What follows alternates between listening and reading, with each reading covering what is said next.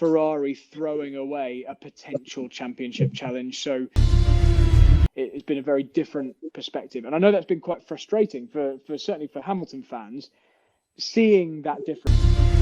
If go-kart tracks can do it, if racing school circuits can do it, then the top motorsport in the world should be able to do this easily.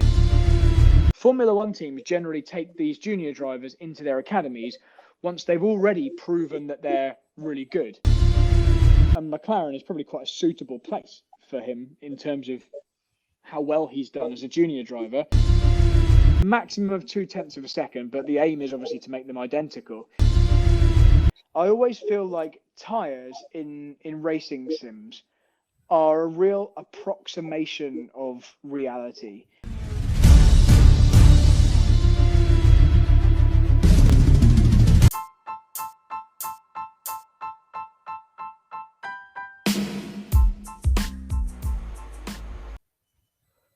Welcome to episode 3 of the Summer Series Shutdown. You're joined by your usual co-host, AMG Dent, aka Jazzy Dent. And I'm very excited to bring a very, very popular star guest by demand on the show. It's professional driving coach and racing driver, Brad Philpot. Man like brothers. How's everything going, man? What have you been up to during the summer break so far? Oh, and you left. Yep. And you left. He And you left me again. Man, Yeah. that was the perfect intro as well. You know I'm not going to catch it so cleanly next time. My record, it's looking like it could be potentially tarnished today. Hey, he's back. Guys, I'm sorry. I listened to the whole intro. I didn't leave. It just wouldn't let me unmute. I clicked unmute, and so I'm not going to mute myself again. I was here listening to that awesome intro, and I was like, "Hi, Dens," and you couldn't hear anything I said. So I'm sorry. I'm back. I won't mute myself again. I promise. It's okay, man. It's okay. I know the Anchor app can be a bit. It's fine. Well, Brad, this question to you, man, is how are you doing, and what have you been up to during the summer break so far? I'm doing fine. I've been really busy recently. So I've had a lot of work. I've had some racing, which is quite unusual for me at the moment. I've not been doing a whole lot of racing, but recently I've been doing a little bit. Currently, I've just actually arrived at my hotel in the south of France to do a week of tyre testing for Goodyear. So I'm all over the place, traveling all over Europe, home for a week next week, and then back out here again for some more. So lots of flights and lots of driving around tracks. Hey, sounds fun, and most obviously as well, like we're super happy that you're being kept busy and being put to good uses as well. So we'll definitely dive into a lot of the driving aspects of it and the racing as well too, because there's so much to unpack. And even in terms of the Formula One this year, it's been absolutely crazy. So probably to start off with it, Brad, let's go for the F1 season so far. So we've literally just completed the first half of the season with these new regulations. Question is, Brad, in your view, has the FIA been successful in what they set out to achieve? And what have you made of the variety of races we've seen on offer so far? Yeah, so I'll be completely honest. I was not convinced by these cars for the first few races. I don't really like the way they've looked on track. I thought they looked a bit wooden. I thought they looked a bit cumbersome at low speeds. But I have to say, I think the teams are starting to grow into them. Maybe it's just that we're getting used to watching them as a spectator sport. But I think the teams have developed them as you'd expect. And I think the drivers are finding them a bit more like a normal Formula One car to drive.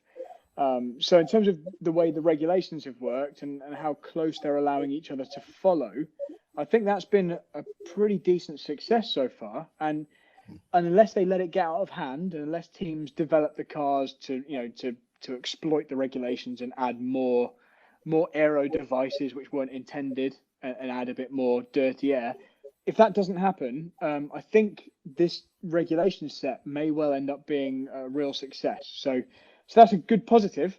In terms of the season, the racing, we can probably all agree that we've been let down a bit by Ferrari, because it really was going to be Ferrari versus Red Bull this year. Mercedes were never really going to feature. Maybe they're going to feature in the second half, but in terms of the championship fight, I think we can probably all agree that's gone.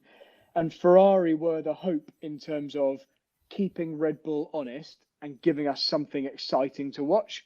But that's gone, hasn't it? We're looking at a Red Bull whitewash at this point, and Verstappen's going to walk to the title, and Red Bull are almost certainly going to win the Constructors' Championship at a canter. So that's the real shame of the season is Ferrari's wasting of their car and drivers. Absolutely, Brad. You made some really exceptional points, in that honest review as well of what's been going on. Because, like you mentioned, as you mentioned that to kind of start with, like when we first saw the cars in testing, there was a lot of lockups, a lot of like clumsy little mistakes, understeer, drivers not really too happy with the balance of the car. As you mentioned, kind of as the seasons progressed, we're starting to see a trend and we're starting to see teams really get used to the cars. Drivers like Sergio Perez have been given like a new lease of life at certain tracks, to really ring out the performance of the cars and make the most of them. But I think you're absolutely correct as well. We still have to be a bit cautious and see where the development goes in the future. We've seen teams like Aston Martin bring some really revolutionary new upgrades to the cars, such as the new rear wing with the end fence curtains, which could potentially cause wake that would be against kind of the will of the new regulations. And as you mentioned as well, in terms of bringing the racing closer with a car following another in dirty air, it seems to have nullified that and made it a lot more easier to follow. But still, I think critically at the same time, the gap between, Red Bull, for example, and the lower teams or the kind of private teams seems to be quite gaping. So still probably a lot of work to do there if they want to make things or adjustments to the cost cap and to kind of rebalance the playing field as well to give everybody a sliding chance of performance. But you also mentioned there as well, Brad, just like the situation with Ferrari and Red Bull 2. We're going to have a very nice grilling of Ferrari later on in the show. We're going to bring a segment on for them too. But just from a driving perspective, what have you made of Max's driving style this year in relation to Charles? Because I think the public opinion is that he goes racing slightly differently with Charles. And it'd be interesting to get the driver's perspective as to whether something like that plays in your mind after the very intense battle he had with Lewis the season before. Yeah, so it'll be no surprise to anyone to learn that I'm not a big Max Verstappen fan, and largely that was because of his kind of on-track conduct last year. I thought he was out of order in a number of areas last year in terms of his racecraft, the way he battled Hamilton, and without going into specifics, he drove me away from being a Max Verstappen fan last year. I think it's changed drastically this year, probably largely in part to the fact that he feels he has less to prove. As far as he was concerned last year, he had no idea whether the 2022 Red Bull would be competitive. He had no idea that he was going to walk to a championship in 2022.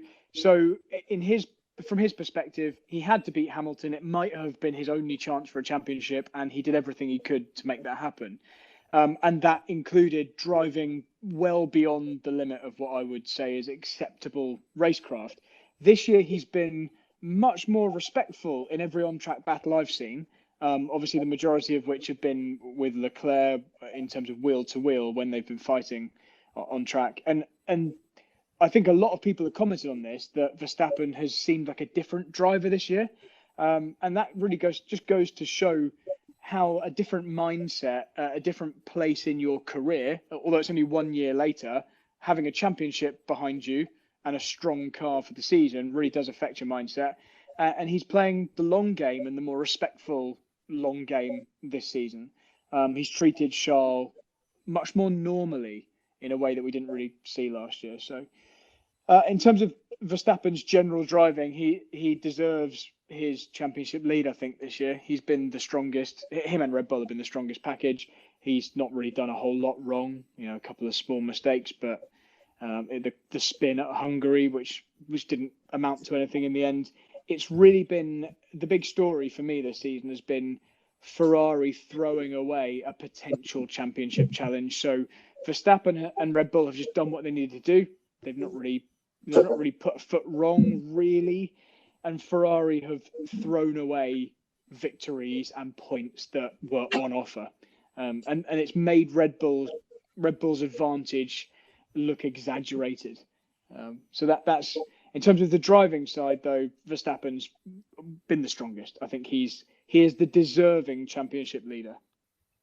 Yep, and I think not a lot of people would find it easy to argue against that, Brad, because as you mentioned as well, just on pure performance, pure pace, and just picking his moments wisely, he's got himself into a nice situation where he can be quite comfortable. Obviously, we know reliability plays a big factor in winning a championship. And at the beginning of the year, Red Bull didn't really seem to have it all together, but as they've grown and developed throughout the season, it seems they've definitely found that reliability factor and works even more closer to make sure they don't compromise performance whilst bringing that reliability back into it. But one other question I wanted to kind of get onto as well, Brad, this on the same topic as well, to dive in a bit deeper, the psychological element of it, man, because last year when we were watching the battles with Max and Lewis, we knew that Lewis is quite respectful and maybe at times maybe too respectful and would leave Max the space, and try and live to fight for another day and always be evasive in trying to avoid contact with Max at all times. Whereas we know with Charles, he's more from the PlayStation generation, as F1 Black would say, shout out to Black. And just generally speaking, he's more fearless. He's more kind of ruthless in his commitment to putting a move on somebody. As a driver yourself, Brad, as a racer, is that something psychologically that plays in your mind when you're making decisions on the fly as to whether to commit to a move, whether to defend, whether to run somebody off the road? The profile of the driver you're racing, and I know that you race a lot with, some other drivers we'll discuss, Ramon Pinheiro and some of the best, in the racing scene.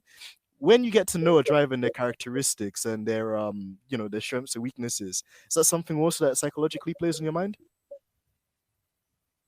Oh, and I think he would need to not lock his phone because, yeah, he's out again. But I'm sure he'll be back. Hey, Brad. I'm still here. Somebody called me and it put me on mute and it wouldn't let me unmute myself. But I heard everything you said. So to answer your question, sorry to give you more editing work to do, Georgie. To answer your question, yes, basically, the situation massively changes how a driver will approach driving situations. And as we said before, Max definitely was coming from a place in 2021 of having something to prove, of wanting to take it to the incumbent multiple world champion. And Lewis was driving with his learned position of it's better to live to fight another day. And you can't blame Lewis for expecting a certain behavior from another driver based on what he's learned from pretty much every other driver he's ever raced. Max just took things a step further. And I think had Lewis known what the outcome would be, had he known the level to which Verstappen was willing to go, when we look at things like Brazil last year, where Verstappen was just willing to push well beyond what we'd ever accepted as racecraft, which wouldn't be penalised.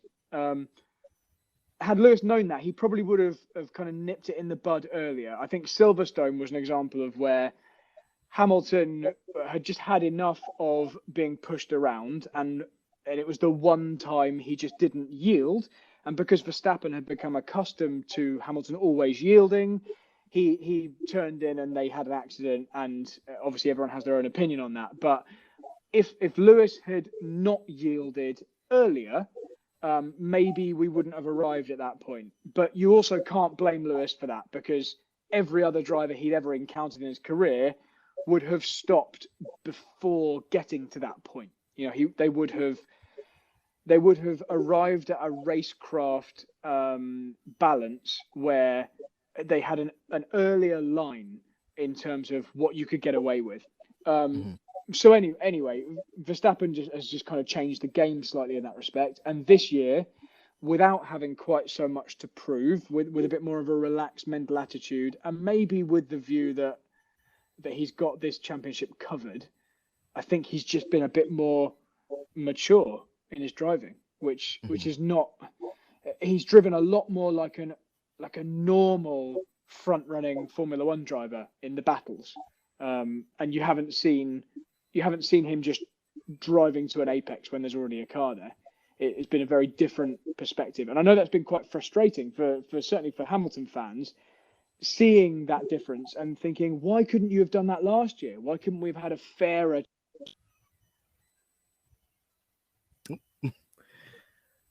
Wait for him to come back, Georgie. Anchor just doesn't have a way of unmuting when someone calls. All right, Brad. Well, we'll segue into the next question as well, because this is something as a fan, I've been super, super happy to see. And big up your damn self as well, Brad. It's amazing content. We have to talk about the very new series you've launched, a successful series on YouTube called Behind the Visor. It gives amazing content highlighting hot topics from each race weekend. And one of the topics I've seen you explore, a lot in great detail, and it's very fascinating as well to get your perspective on, is the infamous etiquette of forcing a driver off the track, which I guess is very linked to the topic we just discussed. And again, we've had a couple of incidents, of like Max Verstappen forcing Mick off the track at Silverstone, although you could argue maybe because of the floor damage, the handling characteristics were outed there. There's also the move Sergio Perez did onto Lewis Hamilton on turn 3 when he's trying to get the position back. And then they didn't penalize those ones, the FIA, but then when it came to other offenses like George Russell, like basically understeering into Checo, or Checo turning into George, as some people saw it, the stewards took a more dim view of it. I know you explained it on the channel, but for our listeners at home as well, could you explain some of the thought process that goes behind these decisions and how the FIA call, what is a racing incident and what is actually, like a punishable offense? Yes. Okay. So thank you for highlighting the new YouTube series. So actually, it's probably pretty bad timing because I've been away for a couple of weeks and we had a couple of back-to-back races. I've actually missed out on recording good through the visor episodes for the last couple of races for France and Hungary. And the reason was really, I just didn't get to watch the races properly because I was away and I didn't have good TV coverage. I only really caught the highlights and I didn't think it did it justice to answer people's questions when I hadn't really watched the race myself properly. But hopefully we're back to normal from now on and I'll get to do it properly. But yeah, the racing rules have been a bit different this year. We were all kind of promised, we were essentially promised a stricter policing of racecraft for this season.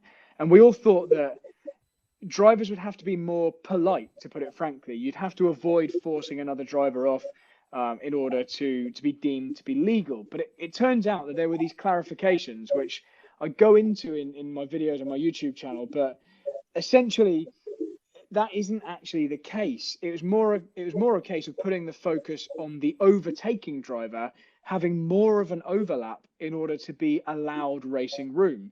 So unless a driver who was making a pass around the outside, for example, was around 50% alongside, the defending driver was legally within their rights to actually just drive them clean off the track, which is pretty much the opposite to what, as fans, we thought we were getting this year.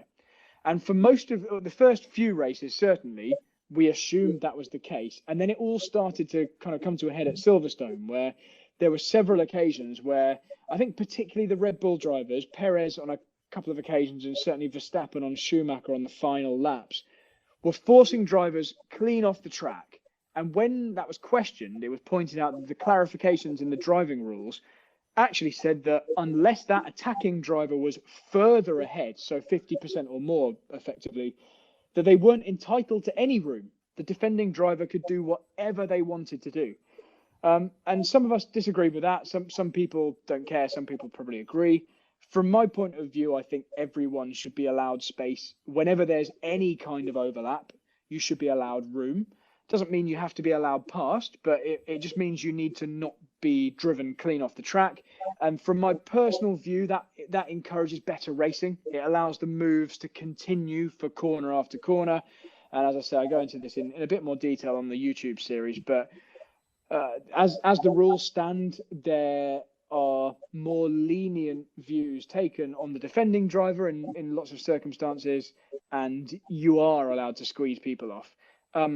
I can't comment too deeply on the more recent races, on things that George Russell did at France versus Perez, purely because I couldn't see it very well. In the highlights I saw and the kind of video clips I saw, it wasn't super clear, and it seemed like the letter of the regulations said one thing, like potentially by the letter of the rules, George was maybe right, but by the common sense interpretation, maybe he wasn't. I'm a bit disappointed by the way this has been enforced, because I think it could be made simpler. I have my own views on the ways this could be made a lot simpler and easy to understand, so we weren't having to refer to a rule book every time a move was made.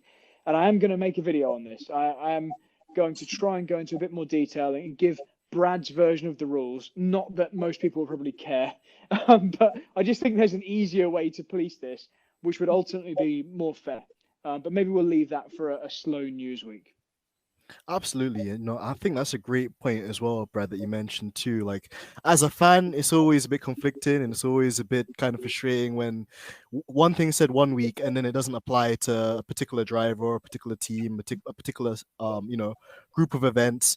The other weird thing as well is the FIA saying that essentially in the Perez instance, it was like if a car was on the outside or if a car on the outside was ahead by the apex of the corner, then they were entitled to racing room. But at that stage, when you're at the apex, you've already committed, you've already got the wheel turned, you've already like got the car in its most kind of transitionary phase. So how Russell was to avoid contact with Sergio, for example, in that instance, I don't know, and it's strange to me, like you mentioned Exactly. as well. Mm-hmm.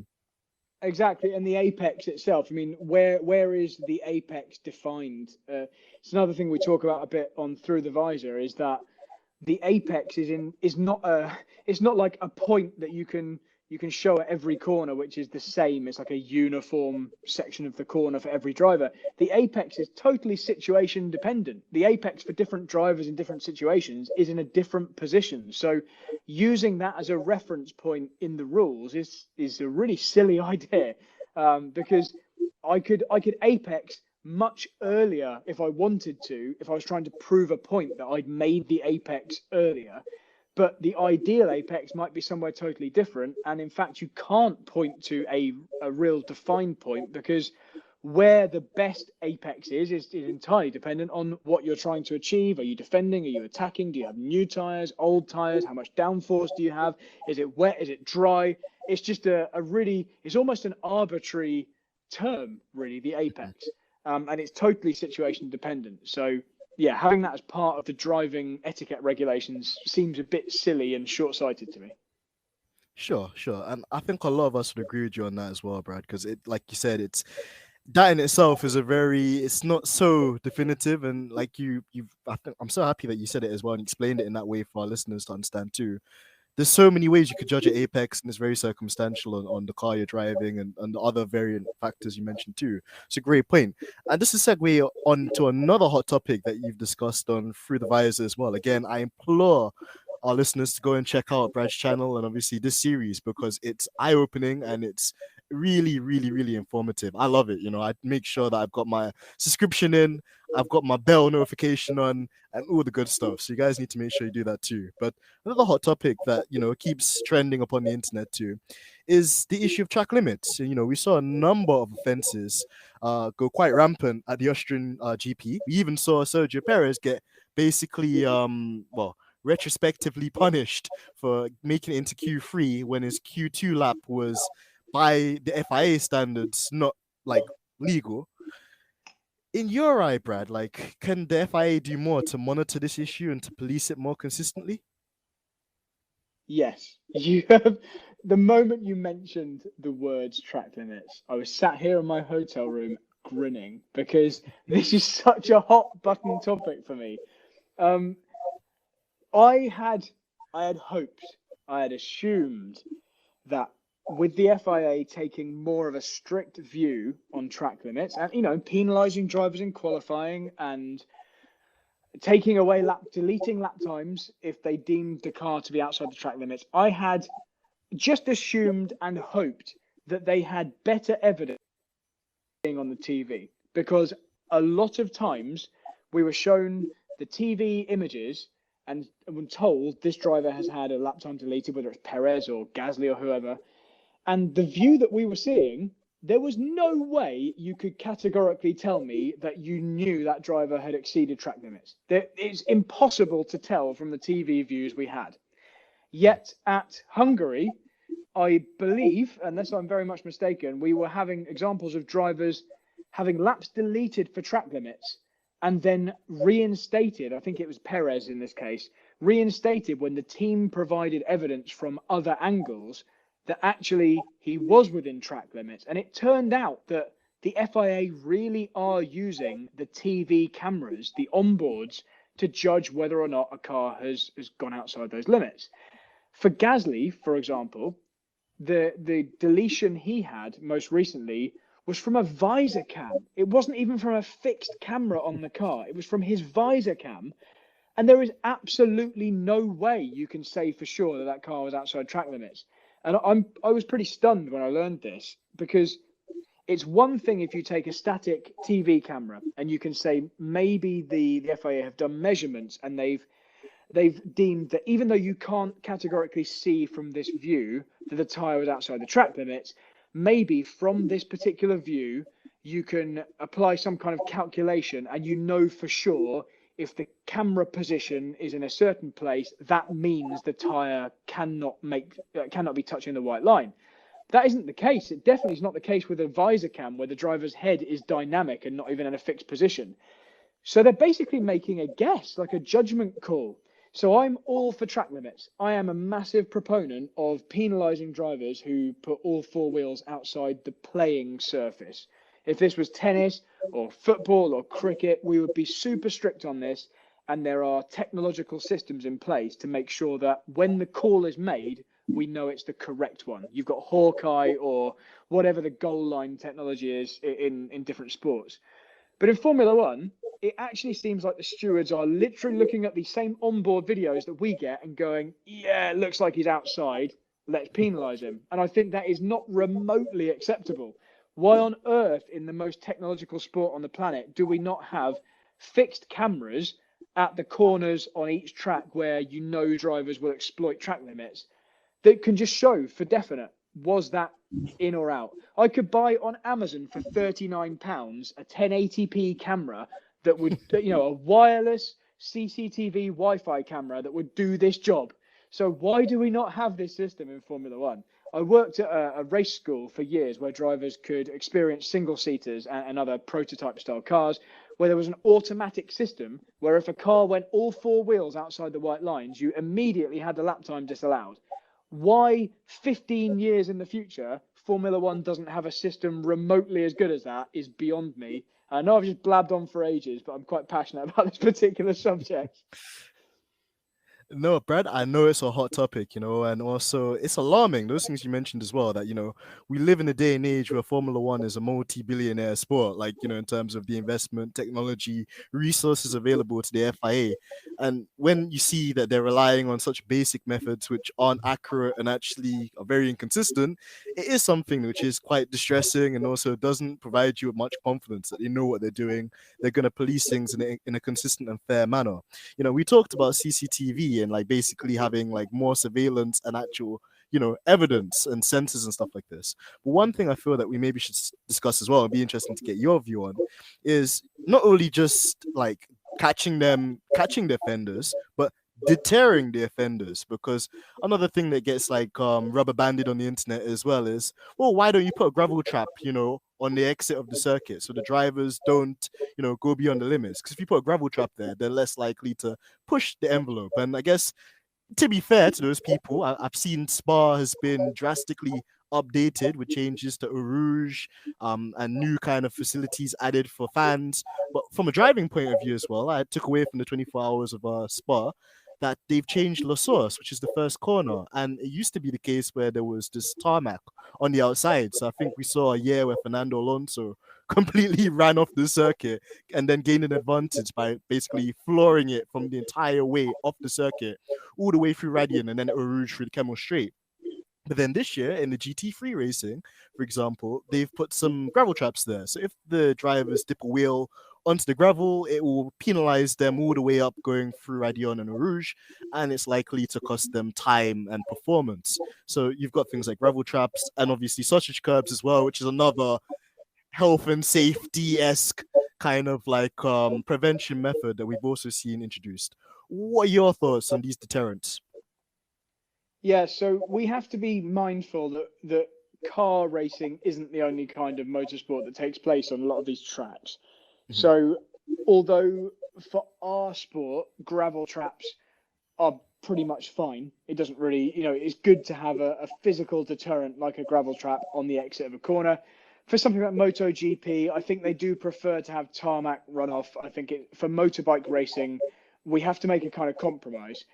I mean, sausage curbs, I think we should be rid of them by now. I don't think they're necessary. I think they're bad for both sports, as we've seen multiple examples of.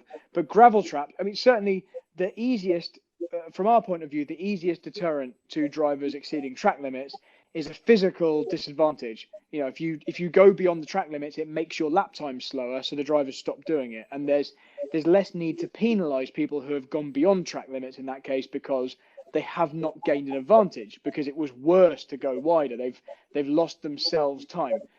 The problem is, it's not always the safest way to have a physical deterrent, and that's why we've ended up with seas of tarmac runoff area or asphalt, and also because it's safer for motorbikes as well. So I don't think there's an excuse for not having a good video appeals or stewarding system to just catch the people who do it, because almost as good as a physical deterrent is a consistent, accurate technological deterrent. If the drivers knew that going beyond the track limits in any corner, not just the corners that you can gain an advantage from, but anywhere, if they knew that every time they did it, they were getting caught, and it was accurate and it was not a mistake, and that you could prove that they were being penalised when they had genuinely gone outside the boundaries of the playing surface, the driving surface, that would be a deterrent enough.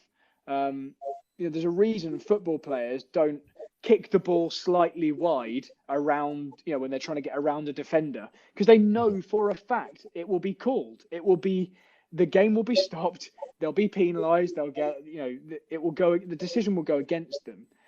And in Formula One, it's weirdly accepted that drivers can sometimes get away with sneaking beyond the edge of the track. And it just seems like such a trivially easy thing to fix in terms of having cameras on those corners, that if go-kart tracks can do it, if racing school circuits can do it, then the top motorsport in the world should be able to do this easily. So I think anything else other than that, we're just making excuses for the governing body, and I think they need to sort it out pronto.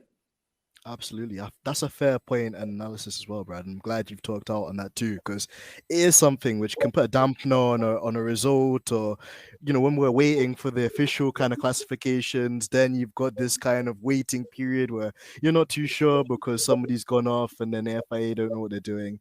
It's not great either for the teams, the drivers, or the fans. So I 100% agree with all the points you mentioned there too.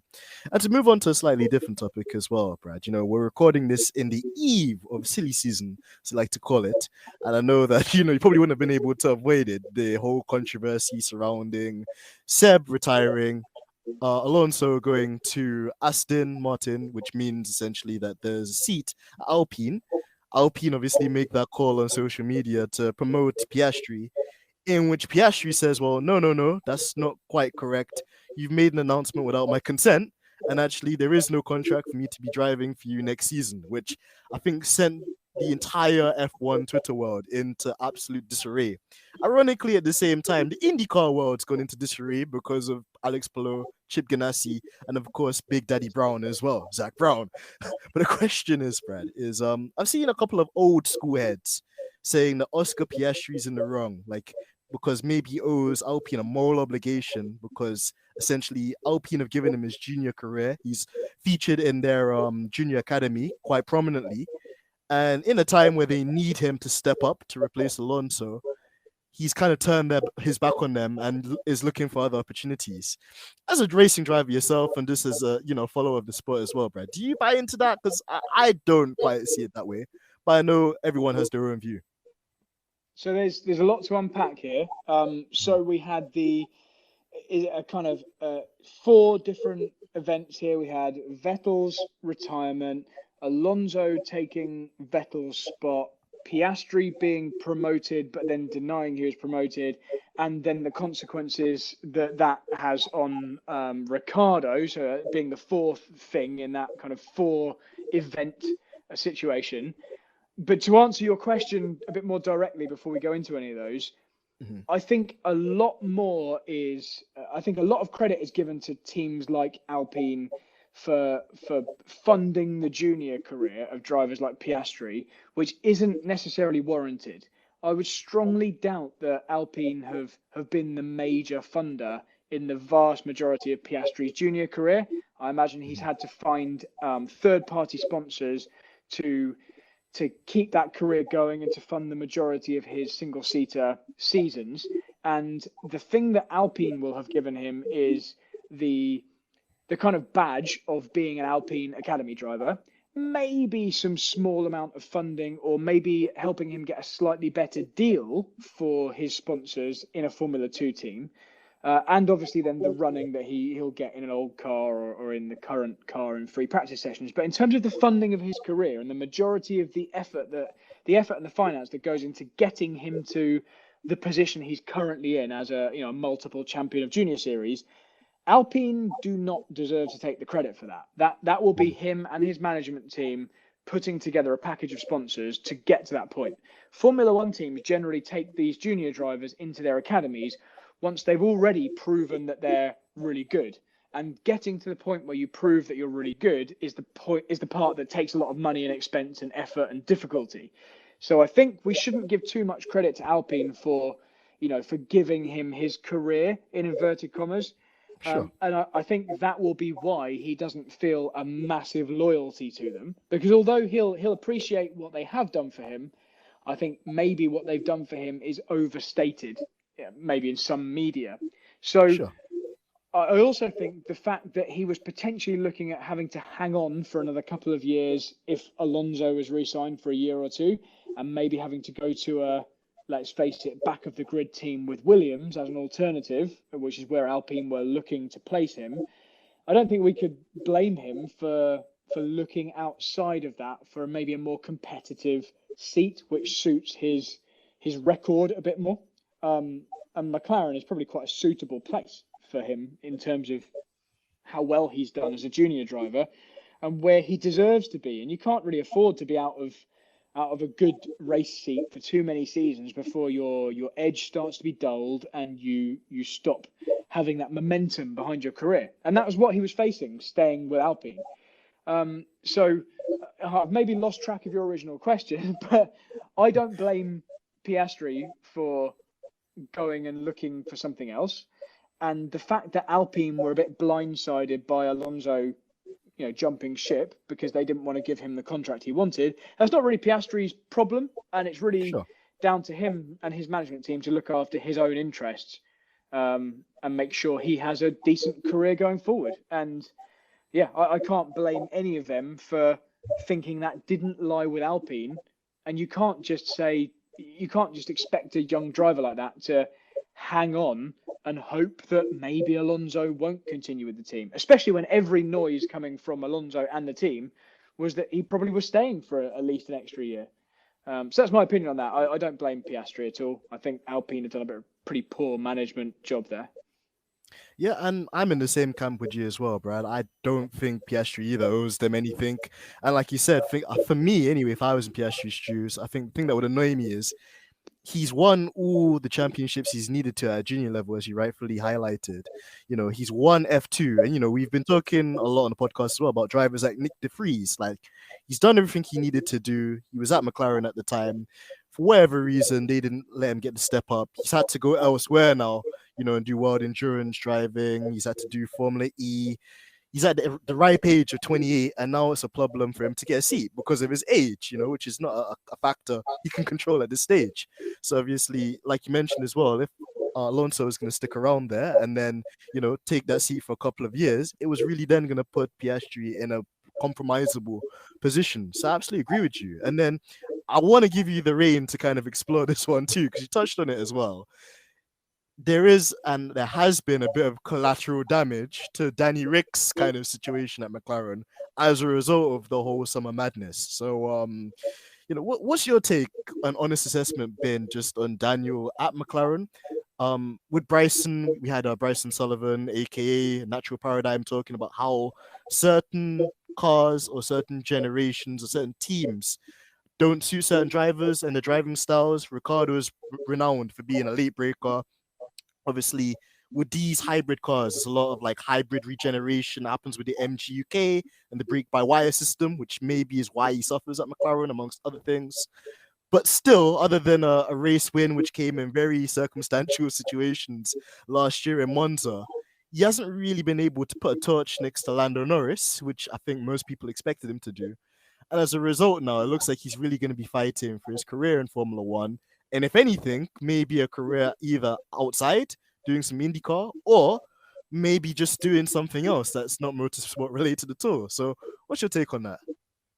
Yeah, so I don't think we can I don't think we can feel too sorry for Daniel Ricciardo. He's had a really fair crack at this McLaren drive. He has come into McLaren as the much more experienced driver, albeit obviously Lando Norris knew the car, etc. But for this year, you can't really even say that because it's totally new concept. So it should have really been a reset for everyone. And Ricciardo has underperformed.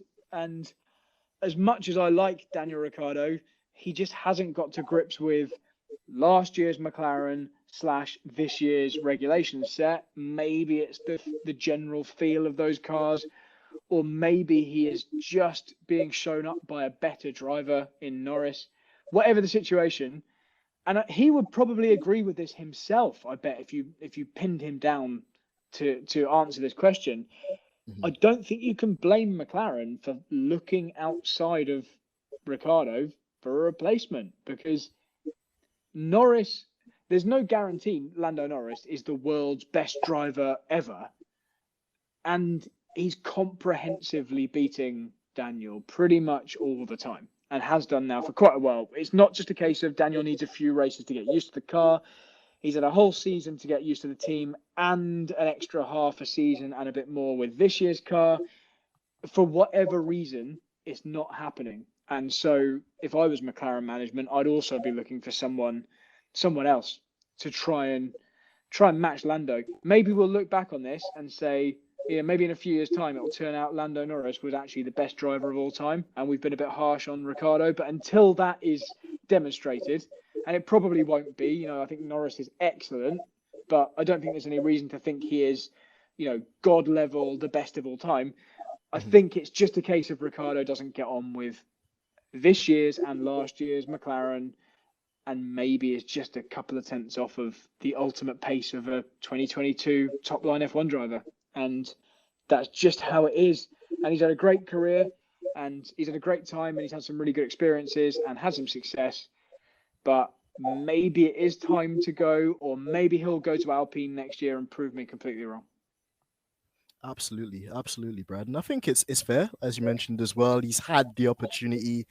Bear in mind with Ricardo as well, I guess people can't really make the case for him in the sense that he's chosen this path. He was at Red Bull and seemed not to really want that smoke from Max. Then obviously he was at Alpine, which is kind of ironic because at the time it was at Renault, but it's fundamentally the same team, and decided to kind of make the move when Zach Brown called him and Sainz moved on to Ferrari. And now it's a situation where Alpine might actually be his only lifeline. So again, very interesting. But we like to be positive on this podcast. And whilst we're talking about a driver that's maybe had a bit of a decline, I want to talk about a driver that's in the ascendancy. And his name is, you might know him, his name is Bradley Philpot, man. Because bro, you're having an amazing run right now in a lot of the competitions I've seen you entered.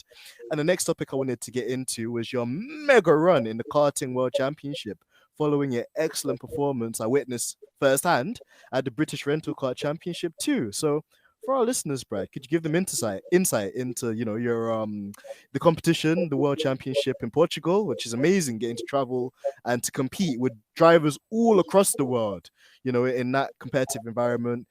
I'll probably put this back to you again because I know I'm asking you a lot, but maybe even the training process involved, because I know you hired a new personal trainer. And also, how did you overcome some of the obstacles and challenges with such a new challenge? Well, first of all, Denz, you're too kind. But yeah, okay. So this year I haven't done any car racing at all. I haven't done any car racing since November last year, and this year has just been karting. I did the British Rental Kart Championship with you. You also competed in this back in April this year, and for the first time in a while, I made the final, which I was quite happy with. Although the final didn't go too well, but just to get there, I was pretty pleased with. I'm not the youngest driver anymore, so karting, I'm racing against people who are significantly younger than me, and maybe have a bit more left to prove and a bit more desire, and maybe focus a bit more on karting. So I was quite happy to do that. Went out to the World Championship with Team M4M GB, and there's a couple of elements to that. There's a Nations Cup where the countries compete against each other, and then there's the individual competition. In the Nations Cup, our team was good, but we were done over by bad karts. And in the individual competition, although I was actually really happy with my own performance, the nature of this competition is that you're at the behest of the karts you're given. You get 8 karts over the heat rounds, and then another one for the semis and another one for the final if you get that far. And without wanting to just slag off an organisation or a competition, it was pretty bad this year. The kart parity was really bad. And so the differences between each kart were much bigger than the differences in the driving. So you'd have drivers who were, say 0.2 of a second apart on lap time. But with karts that are 2 seconds apart, then it's it's a foregone conclusion who's going to win. It's just whoever gets the better kart. So I was really happy with my performance. I didn't make it to the final, I made it to the semi-finals. But anyway, there are plans afoot in the background to hopefully redress this issue in the future. But to kind of answer your real question, I've been trying to get back to my youth. Enjoy karting, enjoy competing on a world stage in kart championships, and that's probably, from a financial point of view, what I'm going to be doing over the next few years, because it's unlikely that I'll be able to put a sponsorship package together which is good enough to do the kind of car racing which I would want to be doing, which is, as you know, Dens, GT3 racing, GT4 racing, that kind of level, and I'm not really personally interested in a lower series than that. So I'd rather be competing on a world level at karting than on a kind of a regional or local level in a hatchback car race or something to that effect. So Sure. you're very kind to point out those things that I've been up to, and hopefully I'll get to do a few more in the future. And British Rental Kart Championship entries open next week. If anybody's interested in having a look at that, just head to brkc.co.uk. Awesome. And Brad, I'm going to come back. I'm really glad you mentioned that too, because we're going to come back to that. And I actually want to use this opportunity, this platform, this moment as well to upsell, the BRKC, because it was a phenomenal event for me in April. Had the time of my life, learned so much, left as a better driver, but we'll come back to it. Another thing I wanted, you to kind of elaborate on as well, because I saw you make a few posts about it. The fitness aspect of it as well, man. Like driving those cars, even for me, I was like, geez, it's a lot of work. I enjoyed it. It was fun, but physically it took it out of me. And I know that you've been taking your fitness very seriously this year. You've been trying to make improvements and trying to find an edge, where you can. Could you talk to our listeners about that as well, and just how physically demanding karting is, especially, in the Portuguese heat or in foreign kind of areas where, you don't have the privilege of going to your local track and practicing all the time? Yeah, definitely. So essentially, the more grip and the faster a vehicle, whether it's a kart or a car, is, the more your personal fitness will help you out. And essentially, you don't ever really want to be distracted by being tired or being physically out of breath or feeling that fatigue. You want to always be able to just operate subconsciously and without any physical effort. In order to do that, you do need to train. And like you point out, I found a personal trainer, a guy called Junior, at my local gym, who was absolute legend, who helped me over a period of several months. I was at the gym with him multiple times per week. And I definitely, at 36 years old, I'm not particularly young anymore, but at 36, I was the fittest I'd ever been. And that's one element of being out in Portugal over the last 10 days or so that was really positive. It didn't matter how long the races were, how hot the races were. I never once thought about being tired. There was no physical exertion that distracted me or took away any lap time. I can't point to that as any kind of excuse. Whereas in the past, maybe it would have done. It might not have made all the difference, but at the times where you're at your limit and you're really mentally tired and you're physically pushing very hard, maybe a tenth or two would have been lost through suffering physically, and that definitely was not the case this time out. I felt absolutely fit as a fiddle the whole time. In the week or so after that competition's finished, I've maybe let that slide a bit, but I am planning on getting back to the gym soon. I've just kind of, after 4 months, basically 4 months of pushing flat out with that goal of being at the Kart World Championship and being in the peak physical condition, there was a lot of effort, a lot of time and physical effort putting in those training sessions. And I'm just having a bit of a week off at the moment, enjoying my It's well time, deserved. having a red wine and just chilling out. But yeah, if anyone's got any kind of sporting event, whether it's karting or car racing or anything else in mind, you probably know training for it and putting yourself in the best physical shape possible helps you no end. And as you experienced at BRKC, even on an indoor track, when you're at that level and everyone else is so good, any extra edge you can have over them helps you. So yeah, maybe if you join us again in January, maybe that'll be you. Oh, thank you, Brad. And also, must I say, man, bro, enjoy it, man. You've been working so hard. You haven't rested. You're like, good. Like, I think you rested on the 7th day or something like that, man. But genuinely is good, to catch actually like a break, and to take a bit of a kind of, breath from it all, and you've been working exceptionally hard. I know. And big shout out to Junior as well, because I know, you'd have been pushing you, to the limits. And I also can attest to everything you mentioned there too. When I took part at, the Brit Kart Championship, it was so intense, and even the corners were so demanding. I remember that long left-hander, which is kind of reminiscent of turn 13 at like Turkey, Istanbul, and it's a long sweeping left-hander, and you're essentially like gripping the wheel and trying to turn in and keep to the inside line where all the grip is, all the rubbers kind of rub it into the tarmac, and essentially just having to just hold on for dear life. And as the stint was going on, I could feel my neck kind of caving in and having to kind of like, prop myself up in the seat. And as you mentioned, it's as much physical as is mental when you're going up against the top echelon of competitors in these series.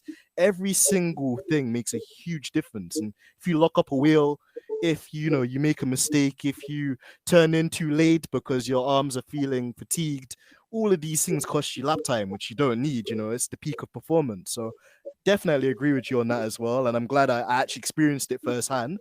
I wish we could have that kind of pleasure with everybody so they could appreciate just, the hard work and effort that goes into it. And as a segment as well, Brad, I really like to take this opportunity to upsell BRKC, the British Rental Car Championship, because it was such an amazing vibe.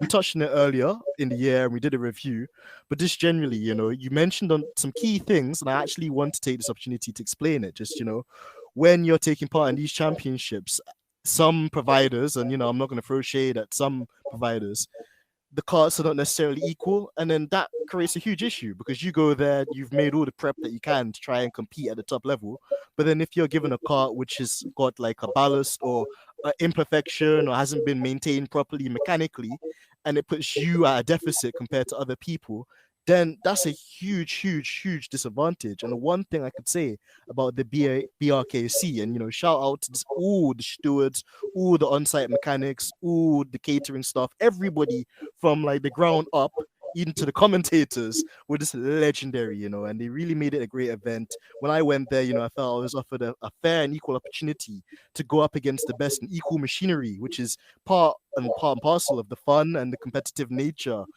so it really was whoever was the best driver won, which was really great to see as well.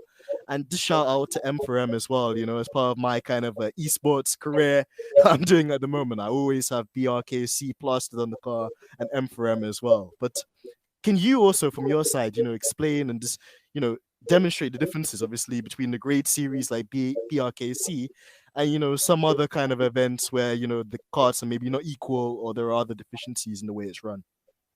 Yeah, of course. I mean, this is a topic that's really close to my heart. I don't want to bore the listeners too much, but Mhm. I've founded the British Rental Kart Championship in 2011, and we had reasonably high aspirations in terms of wanting to be a very fair competition, but we were really quite naive in terms of what it took to deliver that and to give people equal machinery and really make it a fair competition. And I'd like to think over the preceding kind of 10 years or so, more than 10 years now, that we've arrived at a point where we understand, and the circuit that run the karts and all the people involved understand how important, how fundamental to a competition like that the karts and the equality of those karts are to making the championship work. They not only make it a more genuine competition, but it also actually makes the racing better because people don't feel the need to make dirty moves or go for lunges that aren't necessary. When the karts are equal and you put the best drivers in them, you actually end up with a really close, fair race. And so the level of, I mean, just to put it into context, the kart testers are working until 4, 5 in the morning before the race. They won't stop all night going through the fleet, driving every single kart, and logging lap times and then adjusting them. They have a system basically with various restrictor sizes to very, very small adjustments, but to try and bring every kart within a maximum of 0.2 of a second. But the aim is obviously to make them identical. And that really, it makes me really happy then when the competition runs and you don't hear drivers talking about the karts. The hallmark of a well-run kart event is when the drivers are talking about other stuff, not the karts. It's going a bit wrong when you hear people saying things like, "Oh yeah, I really want to get kart 13 in the next race because that's the quick one," or "I hope I don't get kart 2 because that one's rubbish." When you hear that, there's a pattern forming. There are some obvious performance differences becoming apparent, and the equalization team, the mechanics, haven't nailed it. But I think that the one you entered this year, 2022, in April, I didn't hear a single gripe about karts. In fact, I don't think drivers cared which kart they drew. And just for the listeners, when you arrive in the pit lane before your next race, you actually draw a kart at random from a bag. There's like a bag full of ping pong balls that have numbers on, and you draw a kart, and provided you haven't already driven that one, that's the one you drive. You draw it blindly, so it's entirely random and fair, and you don't ever drive the same one twice. But even with that system in place, it's still better if they're all just the same. And I don't think anyone cared. I think if you drew kart 12 or kart 1 or kart 7, you didn't really care because they were all the same. Sure. So that's our aim, and that should be the aim, I think, of all rental kart high level competitions, because it's supposed to be about the driver. It's supposed to be about who does the best job on the day or on the weekend or on the week. So that's certainly what we aim to do. Oh, well, Brad, I think you guys achieve it phenomenally, and even just from my experience, I know I always say I'm the Black Michael Schumacher, and I make all of these kind of funny jokes, but when I got there, I was humbled, man.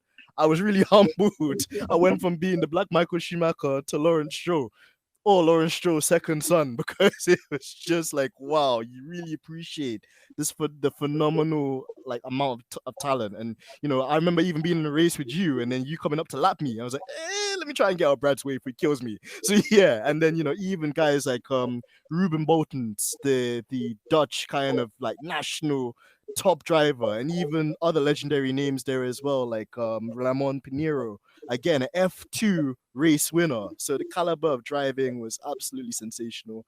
I think I left the better driver, and I hope, and well, not even hope, it definitely needs to happen as well. I'm sure Georgina will put a link out with the episode as well for any carters, anybody wanting to participate, to get the registrations in as soon as the official registrations are open for the British Rental Car Championship as well. But I'm really glad we discussed that too, Brad. Thanks, Des. And yeah, and like I say, they open in a week. So the drivers who finished in the top 30 this year get priority entry for 1 week. So we know it tends to sell out immediately. So the moment we put the entries up, within 5 minutes, they're all gone. So the way we do this is to give the previous season's drivers who have done the best job a bit more of a relaxing entry process. We give them a week to enter with no pressure. So from this Sunday coming, so I think it's the 14th of August, for a week, if you finish in the top 30, you can enter whenever you want. But the moment that week's finished, it's effectively a free-for-all. We open 30 entries each day for the following few days until all of them are gone. So so start checking us out, www.brkc.co.uk from this coming Sunday, the 14th. Excellent stuff, Brad. And thank you for plugging that too, because it's something I really hold close to my heart as well. And I think I hold it that way because, you know, it was such an amazing experience for me, so memorable. And even just the staff, you know, just from the other fellow karters to, you know, just like even the catering staff and the people at reception and the marshals and the technicians, everybody was awesome, man. And I made some friends as well. So definitely a great experience. Now, to change it up a bit as well, Brad, we've talked about Formula One racing, we've talked about go-kart racing. One kind of racing we haven't talked about so much is sim racing, you know, and we know that this year as well, when you have been at home in the sim rig, you've been engaging a lot more with IndyCar and you've been taking part in the IndyCar esports races too that are held by iRacing. It's an interesting topic, this, because very recently iRacing held its biggest esports event that it has throughout the year, the Spa 24 hours, which is this like teams of professional esport guys coming together and in teams racing in a 24-hour endurance race, just like they do in real life. And something that propped up that I'm sure you probably saw as well is people exploiting kind of a bug with the simulator where they're driving on the grass to cool the tires, which doesn't really work like that in real life. But I like the thinking, you know, and just the push for performance was real. Put it that way. We even had Davide De Rossi's, the Williams sim racing engineer as well, talk about how competitive sim racing is and the lengths people will go to. But bringing it back to you, Brad, I know that obviously as well, you do a lot of testing. You're a professional like tire tester for Goodyear as well, huge tire company. In relation to the tire model in simulators, how do you think they compare to real life, you know, tires in terms of warm-up characteristics, tire degradation, and what would you like to see from the sim world make, to make steps forward in it, like to replicate real life as such? Yeah, it's a really good question. It's a difficult one to answer because I always feel like tires in racing sims are a real approximation of reality. I think a tire is such a complex piece of equipment that changes so quickly and so dramatically depending on so many different circumstances that it almost feels like you'd need a supercomputer per tire in order to accurately model what was really going on. And so I feel like we all just accept that in a sim, the tires maybe feel slightly slippery when they're cold, they warm up a bit, and then they give you a certain amount of grip, unless you then push too hard and they overheat. But it's quite a basic model, and you don't really have, you know, if you take a close up of an iRacing replay and you see a tire moving across a curb, the tire's not responding like a real tire does. There's no inflation there. You don't see the squish of the tire. You don't see differences in pressure. You don't see the way the sidewall is interacting differently with the environment to the tread, and the tread is warming up and squashing independently of the rest of the car. Because I think a tire is a vastly more complex thing than obviously most people would give it credit for, and I don't think we have the computing power to do a good enough job at the moment of making them feel real. So I actually feel like maybe what we have at present is kind of an okay compromise. in terms of the kind of Spa 24-hour where they were driving down the grass to cool things off, that's more of an iRacing bug. People are always going to exploit. If there's a way to make it quicker, regardless of whether it's actually realistic or not, people will do it if they work it out. And yeah, if the limiting factor is the tires getting slightly too hot and having slightly less grip in their grip algorithm, and a way to cool that off is to drive on the grass down the straights, then people are going to do that. And I think that's more of a thing for iRacing to try and stamp out by not having the issue in the first place, by not having an unrealistic interaction between the tire and the environment. But I don't blame simulators or sim companies for not having a perfect tire model, because I just think it is such a complex thing. I mean, I see in my day job, I'm out here this week in the south of France testing various tires, and one of the things we'll be testing will be different materials inside the construction of various tires. And there'll be things that people probably have no idea are even in a tire, and all we're doing is changing manufacturer. It's probably the same chemical structure, but it's just coming from a different supplier. But that will still affect how that tire performs over a number of laps. And when you're getting into that kind of detail, you can understand why it's probably impossible for a simulator company who doesn't have anything like that level of information, let alone computing power. It's pretty impossible for them to do it brilliantly, especially because you're having to cope with thousands of different people that have different computing specs, and you're having to account for that as well. So yeah, I've answered that in a really long-winded way, but I don't think the tire models we have nowadays are terrible. I think we've got a pretty decent approximation of how a real-world tire works, but I think we've got probably decades to go in terms of computing improvements before we get a tire model which works like a real world tire. Hopefully that makes some kind of sense. Absolutely, and I think what I try and do as well, Brad, I don't know if you notice this, with these podcasts, I try and be as encompassing as I can so we can reach out to all the different people, the sim racing nerds, or shout out to them. I'm a sim racing nerd too, before you give me hate. And, like the Formula One heads, the Indy heads, the guys into the regulations, the guys into a bit of the rumors. I really try and keep it wide. So I'm glad that we touched on this too, because it is something that was quite prevalent and a bit memeable within the sim racing community.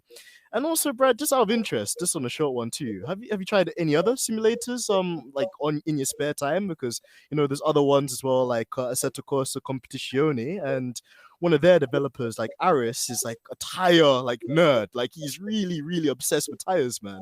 And like he's talking about like the characteristics of the Pirelli tire in the GT3 series for the SRO, and how if you basically go over curbs in the first couple of laps, you basically knock the tire pressure down, which won't give you the optimal PSIs you need, which apparently for GT3 car is about 27.5 PSI.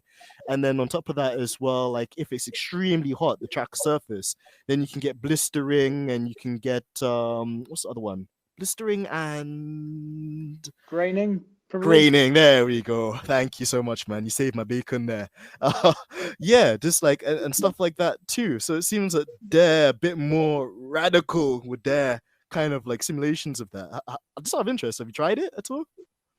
Yeah, so I started my simulator life with R Factor, moved to R Factor 2. I've driven Assetto Corsa, but definitely the predominant sim I've used is iRacing, mainly for the racing infrastructure that exists in terms of the competitions. Because when it comes down to it, I'm not an engineer, I'm a driver at the end of the day, and I race and drive for the racing side of things. I am interested in the technological side and the engineering side, but really the thing that gets me going is the competition between people. And I think iRacing has the best structure for that. But yeah, I've driven the others. I enjoy Assetto Corsa, but I'd be lying if I claimed to know in detail, how well they model different aspects of things like tires. So I'll take your word for that. Man, maybe this is a suggestion as well, Brad, man, because in the sim racing community, we miss you too. And, hopefully at some stage when you are less busy, we can get more of those M4M events as well, because they're so much fun. But to go full circle and to kind of touch on another topic which you just outlined quite nicely earlier on in this podcast, Ferrari, man, just they've really struggled this year, in terms of either reliability or strategy. And again, just from a driver's perspective as well, Brad, like when you're a driver in Charles's shoes, and you're driving for a legacy brand like Ferrari, which can be quite political, and they don't like drivers being outspoken, as we saw with Alan Prost many years ago when he made some very derogatory comments towards the car and the team. What goes through your mind as the driver, Brad? Because is there anything that Charles can do to influence the team and their strategies to improve the results? Because just to kind of flesh it out a bit more and alley-oop it to you, we saw the situation in France where essentially, I know you might not have watched the full thing, but Charles did all the hard groundwork on Saturday. He put the car on pole, and the Ferrari seemed to run with like not a high downforce setup, but a setup that was definitely on the emphasis of downforce. So had a car that was very good in the first sector, very vulnerable in the second sector with the streets and the chicane, and then would pull away again from the Red Bull in the third sectors. That was the trend. But then Red Bull, with the strategy caps on, decided to pull the trigger by bringing Max in for the undercut. Ferrari didn't respond immediately to that undercut, which left Charles in a very vulnerable position where I felt he was having to drive the car over the limit on the worn tires to reduce any deficit that was going to be created by the tire offset and Max pulling the undercut, to which he then makes a huge catastrophic mistake by his own standards and admission. And it created like a big storm on the internet and a lot of conspiracies about the throttle pedal, whether something happened there. We're not going to get really so much into that. But just, again, in terms of the psychological aspect, Brad, bringing it back to the question, when you're in like Charles's shoes and Sainz's shoes too, and it feels like you have to nanny the team, is there much you can do, or is that like a lose-lose situation? I think as a driver, you have to focus on your side of things primarily. I think the vast majority of the time, Leclerc does a great job. You could point to a couple of errors that are maybe predominantly at his feet, but as you pointed out, the position Ferrari put him in the majority of the time, when those errors occur, you can pretty much put them down to the position he's been put in. Had the car been reliable from the outset, and I'm talking about across the season, and strategic errors been avoided, and the easy wins had happened when they should have done, he wouldn't have been in a position where he needed to take as many risks and drive as hard as possible on worn out tires, etc. And so I do have to put most of the blame for the situation Ferrari find themselves in at the team's feet, because no matter what you say about how the drivers could influence strategy, or maybe make their own calls, we've seen some people do. Sainz is a good example. Of Monaco, for example, of kind of strategizing his own race. Vettel used to do it all the time when he was at Ferrari. They shouldn't have to do that. That's not their job. Sure. They're drilled from a young age to trust the team. The team are the ones with all the data. The team are the ones with the outside view, watching the bigger picture. As a driver, even if you're a brilliantly skilled driver with lots of extra mental capacity who's able to kind of take in the greater race and what everyone else is doing for pit strategy and stuff around you, you shouldn't have to. That shouldn't be your prime focus. And I don't think you see that, if you point to Verstappen and the majority of races he's won, I don't think even in his best races you'd point to Verstappen and say he drove the strategy for the team. I think he's doing what he's told, and his job is to drive the car as fast as possible and not make any mistakes. And the team's job is to read the strategy correctly. And the problem with Ferrari is too often they've been in a position where people on their sofas with limited information can make better calls than the team seem to be able to make on the pit wall with all the information that you could ever hope for. I don't think we need to let them off the hook for that. I think Ferrari are really the orchestrators of their own downfall here this season, and they're the ones that have put themselves so far behind Red Bull, not just from reliability or obvious strategic blunders when they've been leading, but also from not prioritising Leclerc when it's obvious that he's the one with the championship shout, and kind of almost trying to appease Sainz. As much as we like Sainz and think he does a great job, it's been pretty clear for quite a while that Leclerc is the one with the the potential for beating Verstappen to the championship, and they have tried to be too fair, which is very un-Ferrari. So yeah, I don't blame Leclerc at all for not just running his own strategy. Yeah, and I think that's fair as well, Brad. And thank you, for that all-encompassing kind of review on that too, because you said a lot of things that were on my mind. When I've contemplated them and their performance this year, a lot of like missed opportunities, which is unfortunate. And even just from like a fan perspective too, we've got another championship on our hands. It's a new formula. Essentially, we thought it would have basically reset everybody in the ideal world and given everybody a fighting chance, but you can't take away from Red Bull. They've been doing what they need to do, and it's been Ferrari that have been letting them off the hook and giving them an easy run of it. So they definitely need to kind of step up the game and kind of make sure that they are a lot more tighter with the decision making and, with making more informed decisions and believing more in the drivers too, but also like dictating the strategy when it needs to be dictated in the correct way as well, because there's certain things which are just unexplainable, like why they put Charles in a hard tire when it was very abundantly clear to everyone at that stage the hard tire was not the great tire to be on in that particular situation with the tires and the operating window they required to get fired up, for the optimal performance. So I definitely agree with you on that as well. And yeah, real shame as well, man, because I like Charles. I like that kind of killer instinct he has and that almost PlayStation generation type aggression he has.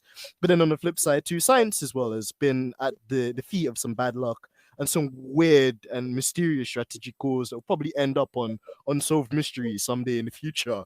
So I'm glad we discussed that too, and we kept it respectful to Ferrari in that regard as well, because we could have gone a lot further. And just to round this podcast up, Brad, thank you for your time as well, because I know you're a busy guy.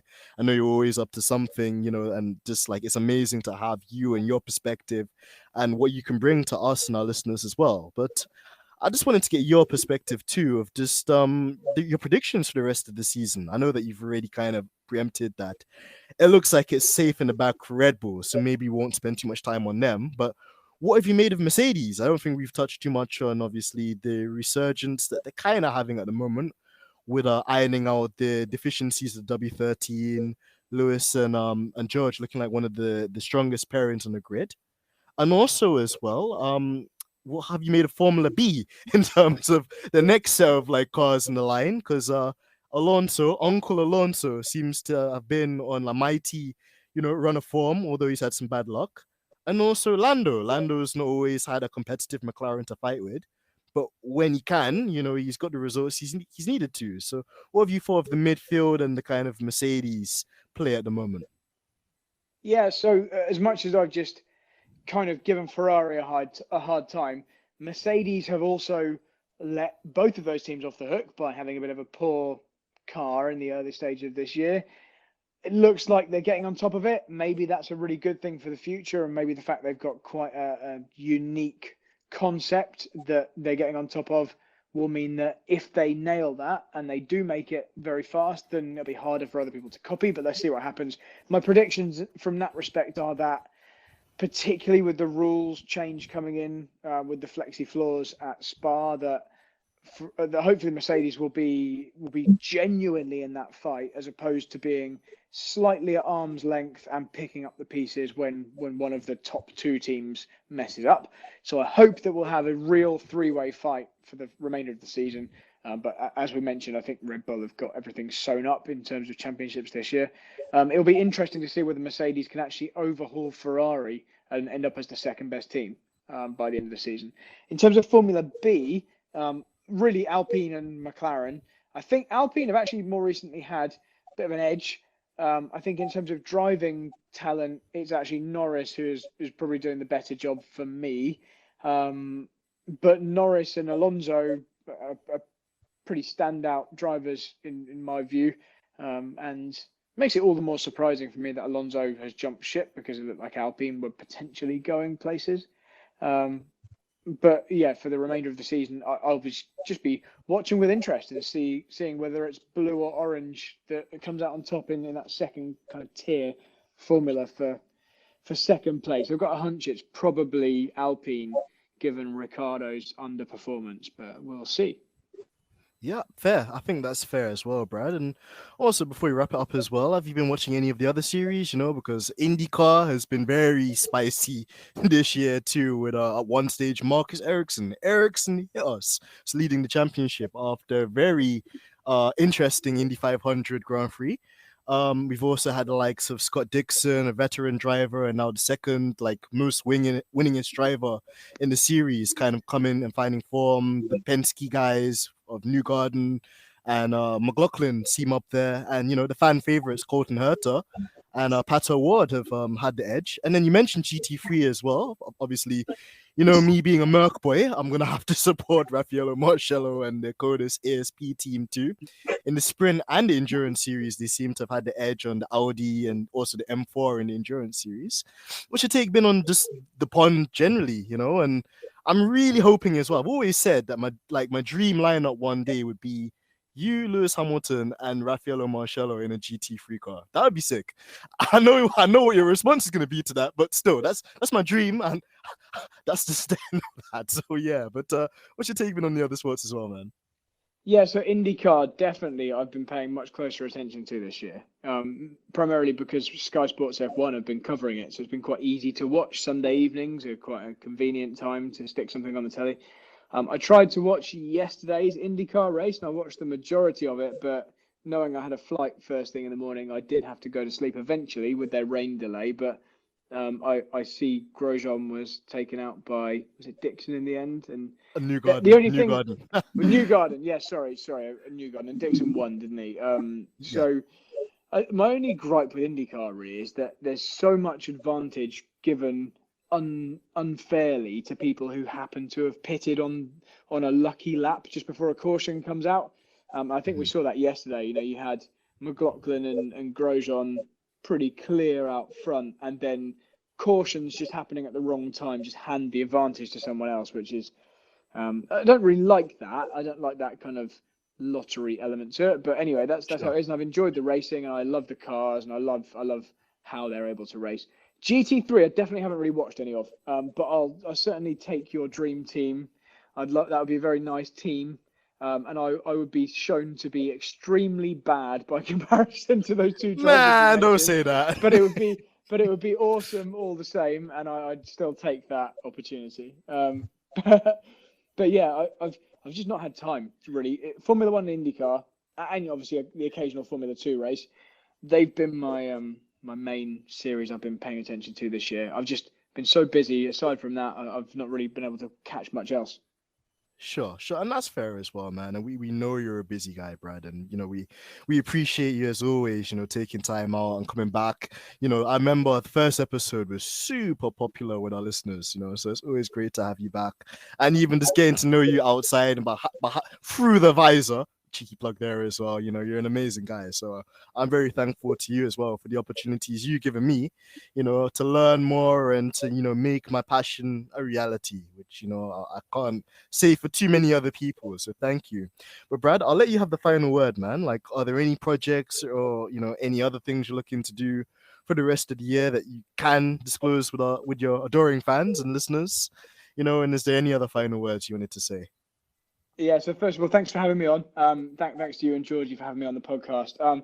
We do have a really big project in the works that I can't say anything about, which I'm really frustrated about, but I'll let you know as soon as I'm allowed to say something, which will hopefully be in the next couple of weeks or so.